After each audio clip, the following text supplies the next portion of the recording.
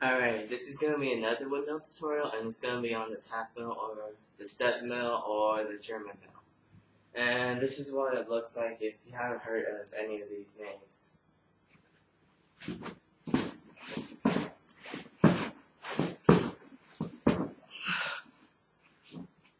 If you've seen this movie, you've probably seen this before by BBOY.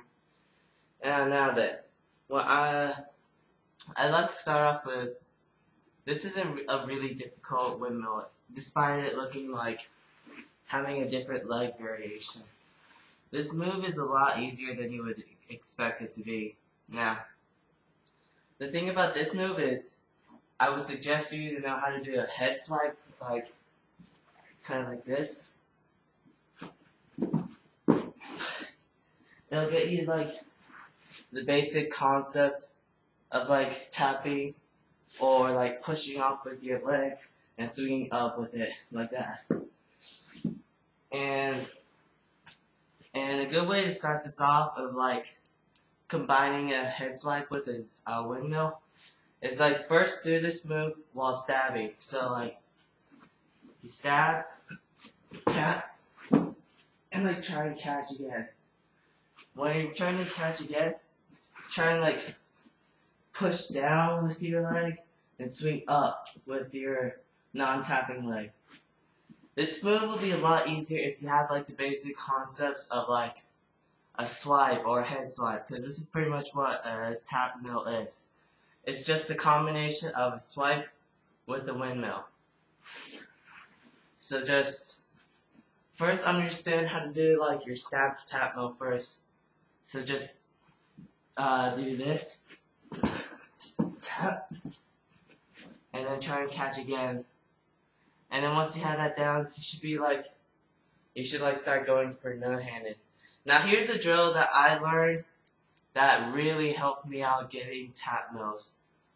And it goes sort of like this. I'm going to teach this by a process of what you're going to do. So what you're going to do here is, like, you're going to do, like, your basic back CC like this, right? Except you're going to be doing it with your legs like this, kind of like in this tap mill. And then you're just going to, like, swing up, swing your non-tapping leg up and push, and, like, jump off with your tapping leg.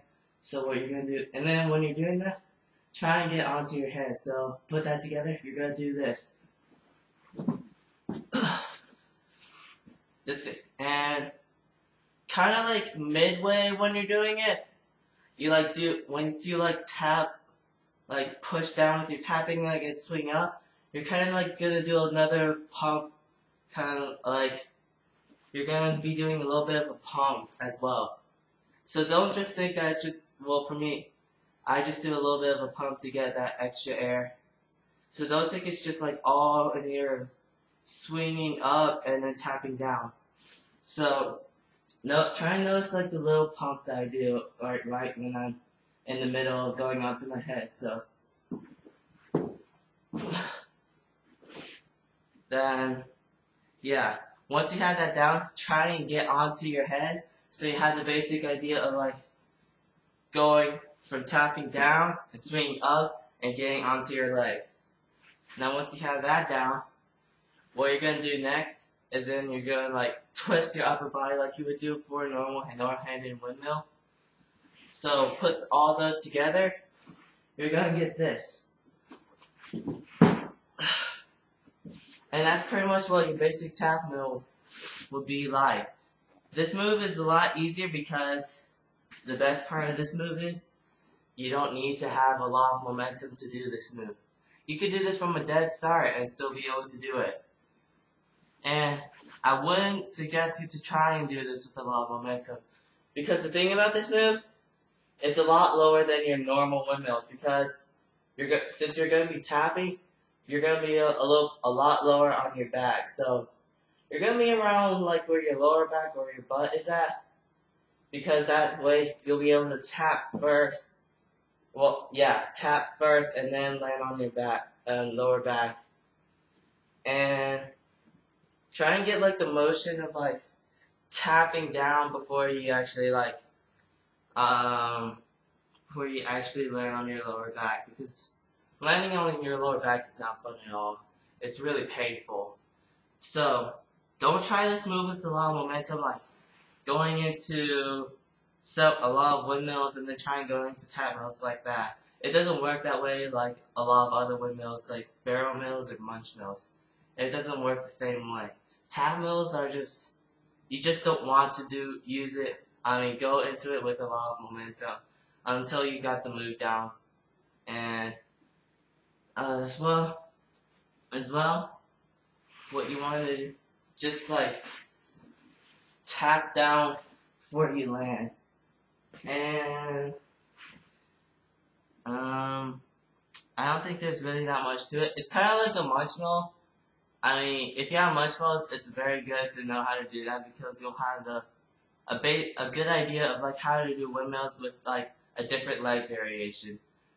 And tap mills aren't that difficult. This was my first no-handed windmill variation, so you can learn this one first. You don't need to have barrel mills or munch mills to do this move. All you just need to do is have the normal windmill. And a good tip that I would like to suggest to you is that just know how to do a head swipe before you get into this move. Because if you don't know how to do a head swipe, you're gonna have a lot of difficulty of like understanding like how to do the tapping down or like the pushing up with your tapping leg and then swinging up as well. And also when you're swinging up, not really when you're swinging up, but when you're gonna be like practicing that drill, you can, if you want to, try and when you're practicing that drill, try and like go in a circle as well. Otherwise, if you don't try and do that, you're just gonna end up going in like a line, and I don't think you wanna like do that. Just try and like when you're gonna try and go into a circle, you wanna like put your head down. You wanna put your head down like this, and then when you're trying to go into a circle, you wanna like turn as well, try and go into a circle like that.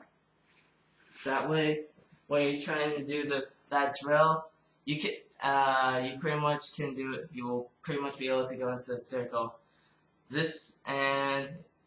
Yeah, that's pretty much it for the tap mill. There's not really much to it. It's just tapping and swinging up with your non-tapping leg, and then just twisting with your upper body. And I'm going to show you the tap mill again.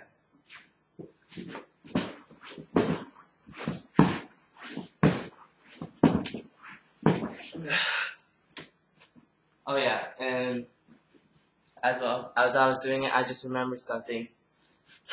Really twist your upper body. Otherwise, you'll land with your tapping leg, but it'll end up like this. You have to be really quick when you're twisting your upper body. Otherwise, that will happen. And also, don't overextend your tapping leg as well.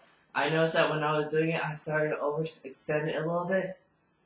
So whatever you do, keep it close to your butt like this. Just keep it really close. Try and keep this position while doing your tap mill. It'll be really difficult to keep that position when you're on your head. But try your best to keep that position as well. And with that, that's pretty much it for tap mills.